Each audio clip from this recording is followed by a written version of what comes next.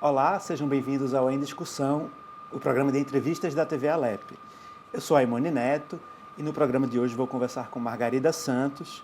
Ela é presidente do Conselho Estadual de Direitos da Pessoa Idosa de Pernambuco. Olá, Margarida, seja bem-vinda ao Em Discussão. Prazer ter você aqui no nosso programa. Muito bom dia. É um prazer voltar a essa casa, é um prazer ser entrevistada por você. Muito obrigado. Antes de a gente falar sobre a questão dos direitos, da situação da pessoa idosa, eu queria entender melhor o funcionamento do conselho. Como é que funciona o conselho da pessoa idosa? Olha, Como é que ele é formado? E como é que as pessoas podem buscá-lo, acioná-lo de alguma forma? sempre. O conselho é uma conquista, certo, social. Os conselhos são uma conquista relevante social. O Conselho Estadual da Pessoa Idosa é um serviço público relevante, não remunerado, e é composto por 30 paritário, né? Paritário, metade dos conselheiros são estatais do Estado e metade são da sociedade civil. Ao todo, 32. 16 sociedade civil, 8 titulares e 8 suplentes. Né? E também do Estado, estatais. 8 titulares e 8 suplentes, certo? Eles são indicados, os da sociedade civil indicados pelas instituições, certo? São eleitos, há uma eleição, tivemos eleição recentemente, e o da sociedade do estatal são indicados pelo governo, né? pelo governo do Estado. Exatamente. É uma instância superior, certo? Ele tem alguns objetivos que são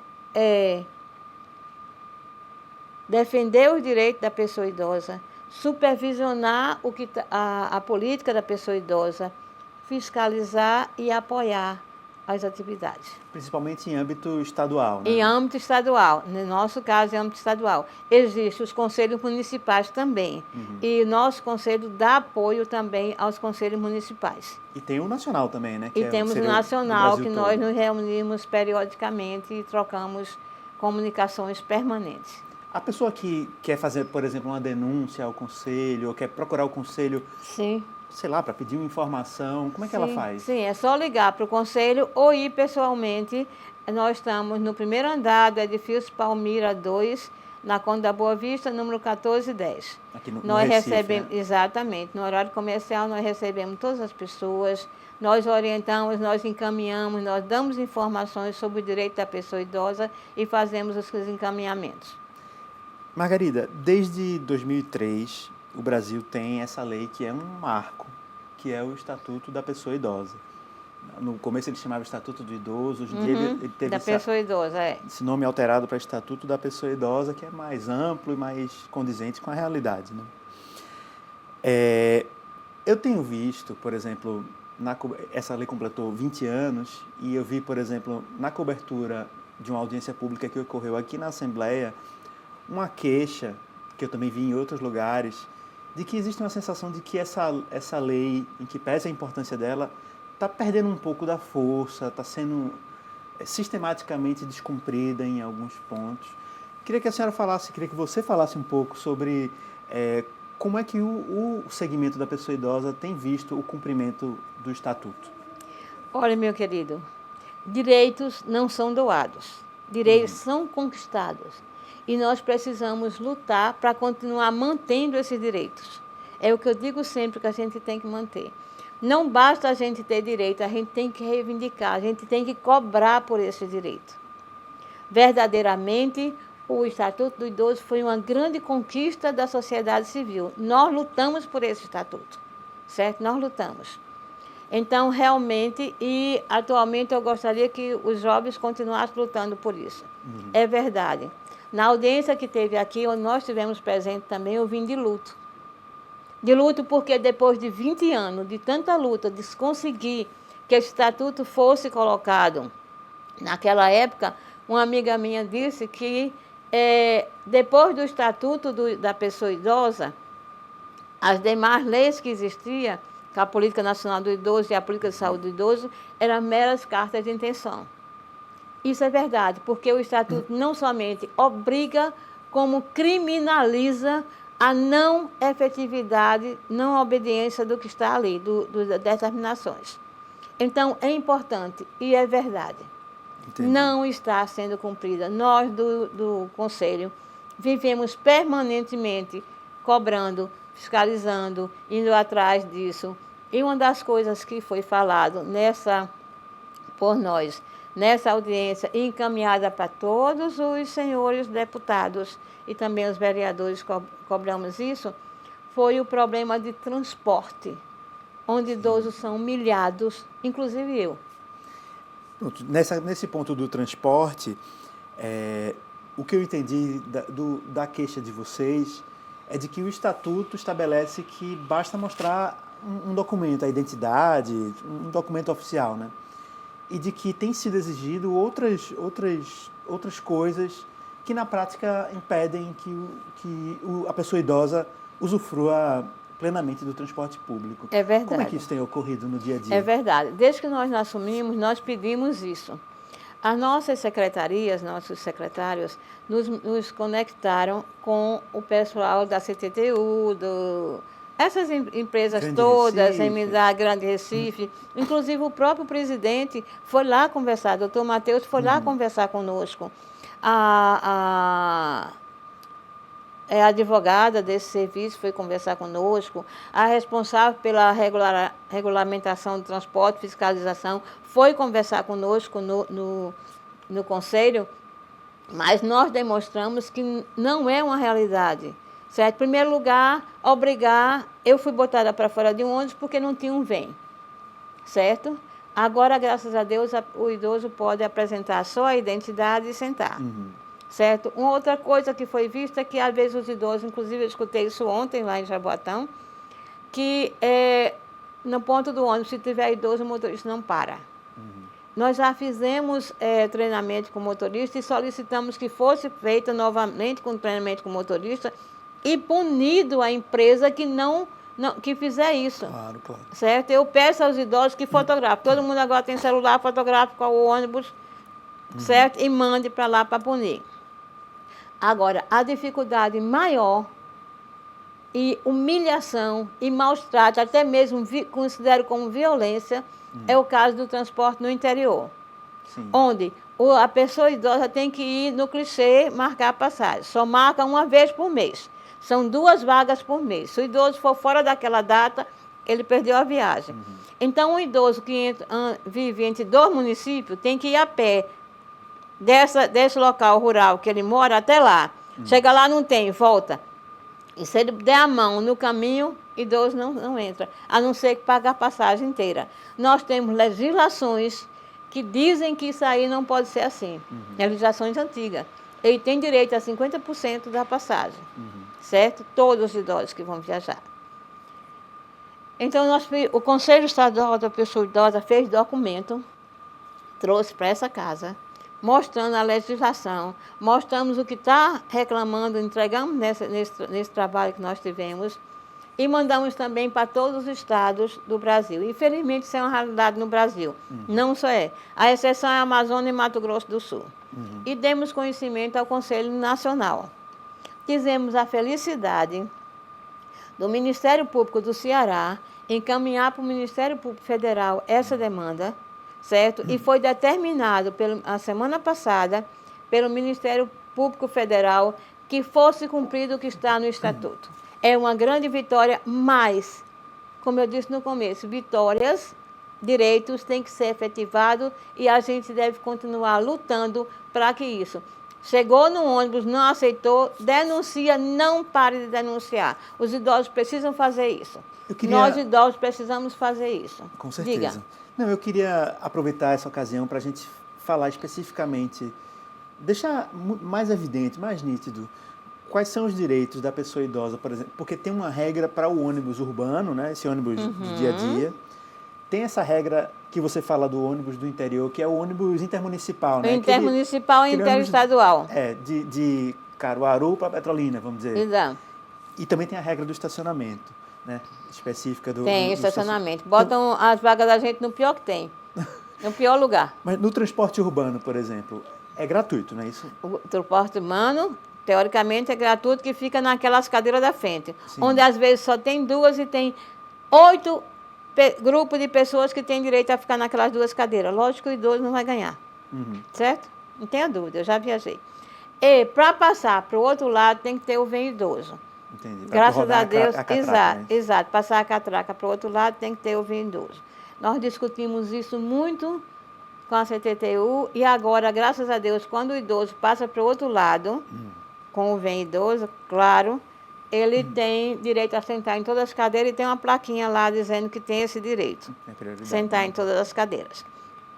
Mas eu queria que fosse mais facilitado o vem idoso, certo? Não está tão fácil. Eu tentei ver pela internet, como prometeram para mim, eu não consegui fazer, certo? O vem idoso. E tem que ir em algum lugar, não sei aonde, para fazer. Aí a pessoa tem que pagar passagem ou ir na frente apertadinho, porque veja o aperto, quando o idoso, ali passa todas as pessoas, Sim, sim. certo? A pessoa fica sendo massacrada o tempo desconfortável, todo, né? desconfortável. Gente, vamos lutar pelo nosso futuro, né? Vocês jovens têm que ver que vocês vão estar lá, Com se certeza. Deus quiser, a não ser que morram, certo? E Então há um tem que lutar envelhecimento por da isso, população, né? agradecimento. Exatamente. Bom, isso é aqui. No interior, o idoso tem que ir no clichê, marcar, porque são 2 vagas, 2 cadeiras por ônibus comum, não é ônibus especial, com gratuidade. No Se não intermunicipal, tiver, isso, né? no municipal, intermunicipal e interestadual também. Interestadual. Se não tiver vaga, ele quiser ir, ele paga 50%, tá certo? Entendi. Tudo bem. Ele marcando com antecedência e indo no clichê. A minha preocupação é, se ele estiver na metade do caminho, por exemplo, de Garanhuns para Paranatama, certo? São 18 quilômetros. Ele tem que ir a pé, 18 quilômetros até lá, para poder, ou então se morar no metade do caminho, quando chega lá não tem, como já me aconteceu, eu já comprovei e dei inclusive os nomes, certo? Quando chega lá não tem. Dá com a mão, no ônibus não dá, mas ele tem direito de entrar e pagar 50%. É uma regra que, de alguma forma, acaba É uma lei, prejudicando exato.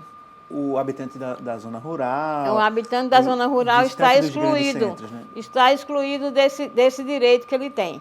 E o estacionamento, como é que funciona? O estacionamento realmente existe, não vou dizer que não existe, em todo lugar tem. Só que, por exemplo, ontem fui no Carla Patrícia, e o estacionamento de pessoa idosa e portador de deficiência, o rapaz eu não sou mau motorista, mas teve que me ajudar, porque na entrada do estacionamento está um poste. Quer dizer, botaram no lugar mais difícil que tem.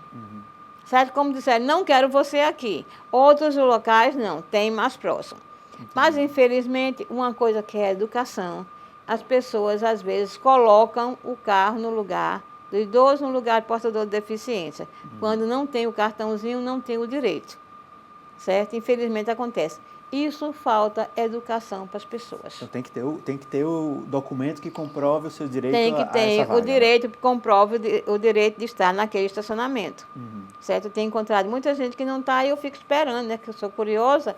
Aí quando vem uma pessoa muito bem obrigada que não tem, nem é idoso, nem está conduzindo pessoa idosa e nem é portador de deficiência e colocou naquele lugar.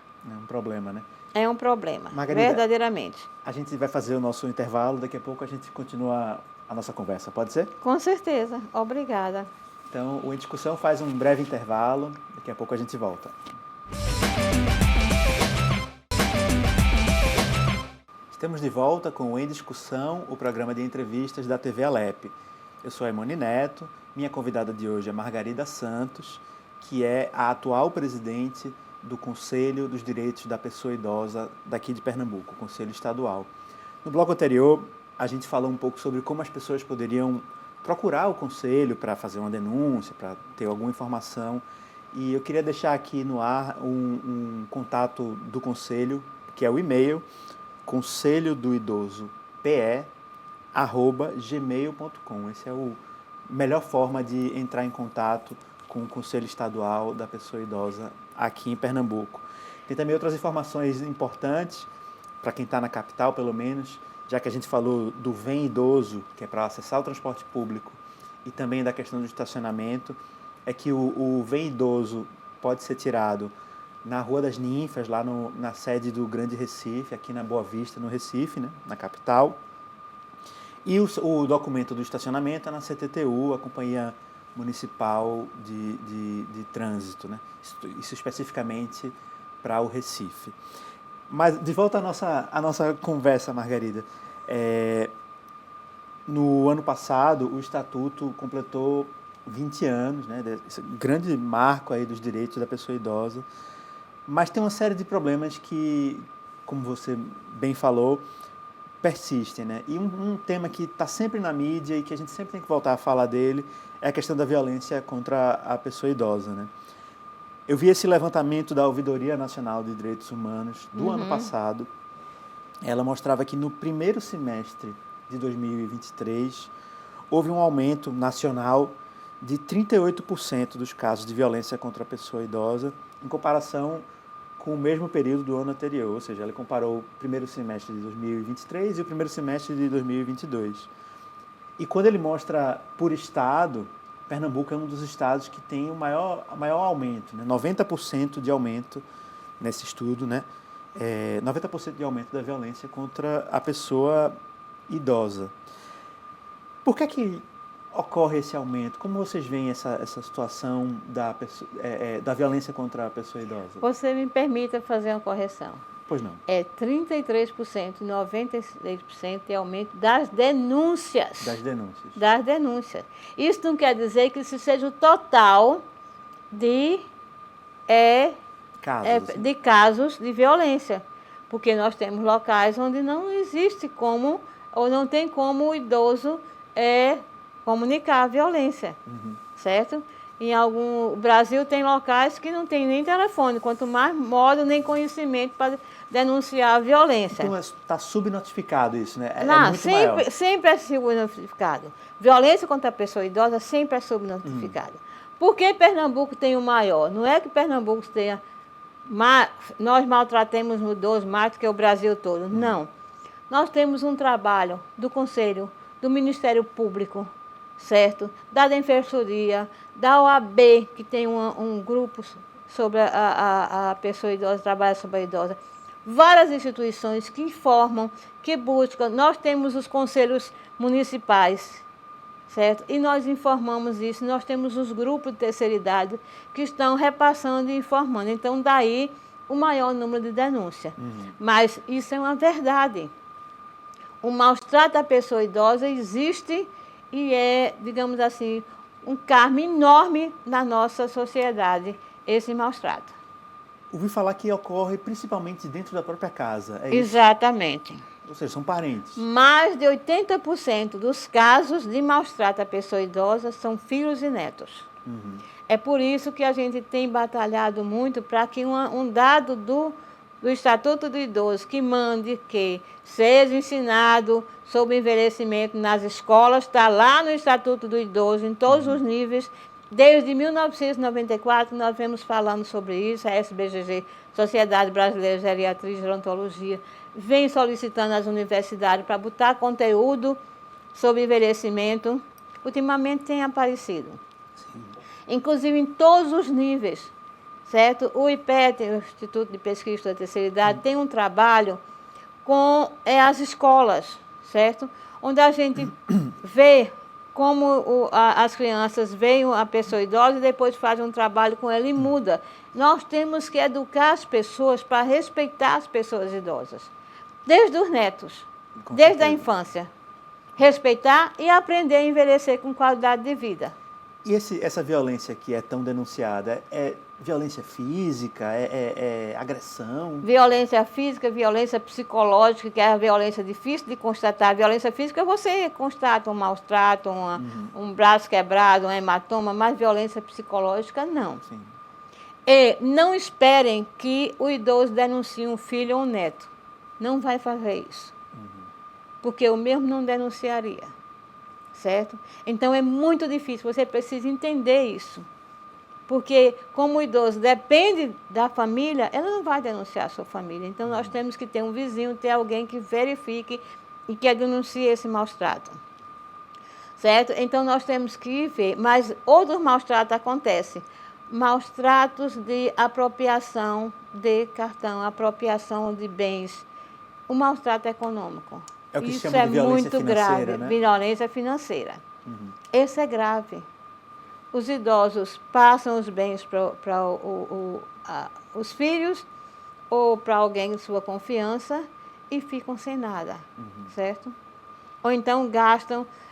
A Defensoria Pública tem um trabalho maravilhoso com idosos superendividados, a doutora Cristina Sakaki, onde ela levantou que idosos pegam os bens que têm e tiram empréstimos, super empréstimo para um neto comprar uma moto, para reconstruir a casa, para isso eles ficam sem nada.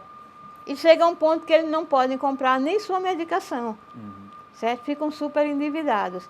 Essa é uma realidade no estado todo que foi levantado também pela Defensoria Pública. A senhora você falou da questão dos empréstimos e entendo que é frequente que um neto, um filho tire um empréstimo no nome da pessoa idosa e tal, mas me parece que há também um abuso da parte das empresas, né? Do assédio via telefone, o assédio pela rede social ou por WhatsApp, né? Existe esse assédio, existe o assédio diretamente. Eu constatei há uns anos passados no interior, porque tem uns agentes dos bancos que, não sei, não são funcionários, são agentes que vão para conseguir isso. O agente chegou na casa do cidadão e disse assim, o governo deu isso aqui para você, é só você assinar os documentos, esse dinheiro para você. Mas não disse que ele teria que voltar. Logo que saiu esse empréstimo consignado, não foi dado, era um empréstimo. Então, os velhinhos, sem saber, assinavam. E outra coisa é, às vezes, idosos que não estão ainda, não estão mentalmente sadios, têm alguma forma de demência, a pessoa leva, a família leva o idoso lá e diz, ele quer tirar um empréstimo, ele quer tirar esse dinheiro, aí manda. A Defensoria Pública e o Conselho entrou em contato com a FEBRABAN, e a FEBRABAN determinou aos bancos que perguntassem, verificassem a condição daquele idoso, daquele consentimento. Temos feito isso também. Às vezes porque é sério. Até não tem nem assinatura direito, né? Não tem um contrato. Não tem nem como assinar, principalmente idoso no interior que é analfabeto, tem que botar o dedo. Vá, meu pai, bota o dedo aqui. É incrível, gente, isso acontece. Ficar com o cartão do idoso, isso é comum. Pega a senha e fica com o cartão. Certo? Não é permitido, né? Não é permitido. Fica gerenciando. Se tirasse o dinheiro e comprasse as coisas de que o idoso precisa, desse uma qualidade de vida dentro das condições dele, sim. Mas gastar o dinheiro, dizer que o dinheiro não tem mais para comprar comida, medicamentos, dar o mínimo essencial para sobrevivência, isso é crime. Então, num caso desse, a gente denuncia na delegacia mesmo? Denuncia na delegacia, Público? denuncia no Ministério Público, denuncia no Conselho, tem no Disque 100. Nós temos muito meios de denúncia. A gente divulga todos esses meios de denúncia. Toda cidade tem conselho, toda cidade tem delegacia. Os policiais estão qualificados para isso, para dar acompanhamento. No Ministério Público, precisa dar essa notícia. Eu queria falar um pouco sobre a questão do trabalho e da aposentadoria. Primeiro do trabalho, né? A gente sabe que hoje a expectativa de vida é muito longa e que a idade que a pessoa pode trabalhar é muito longa também, né? Sim. Mas eu tenho lido muito sobre a dificuldade da pessoa idosa de se inserir no mercado de trabalho, de conseguir emprego, de permanecer nesse mercado de trabalho, né? Como vocês veem essa situação? Faltam políticas que incentivem as empresas a Não falta política. Inclusive, a empresa que emprega o idoso tem um pequeno, mas tem um decréscimo de imposto, certo? Tem um benefício de imposto. Isso é verdade, está na lei. Agora, eu só dizer, isso já melhorou. Porque eu não sei se você é muito jovem, mas você lembra que antigamente, quando botava um anúncio de emprego, botava até 35 anos, sim, certo?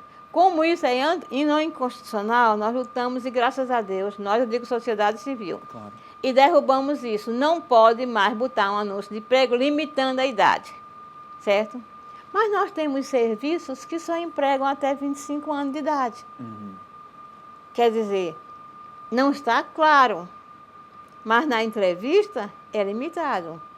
Tem serviços que não empregam gordos, não empregam negros, não empregam homossexuais, nem empregam idosos. Isso é uma coisa que a gente tem que lutar em conjunto, certo? Para que esses preconceitos acabem.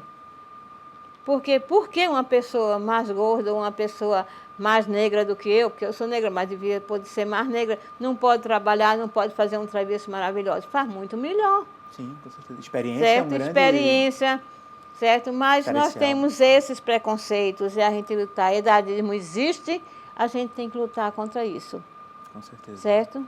A gente tem que trabalhar, é uma realidade social que a gente precisa enfrentar e vocês jovens nos ajudem, porque senão chega a vez de vocês e o problema continua. Com certeza. Acho Tá que essa é uma certo? palavra que a gente vai ouvir muito daqui por diante, né? Etarismo, né? Essa Etarismo, discriminação exatamente, da discriminação terceira idade. pela idade.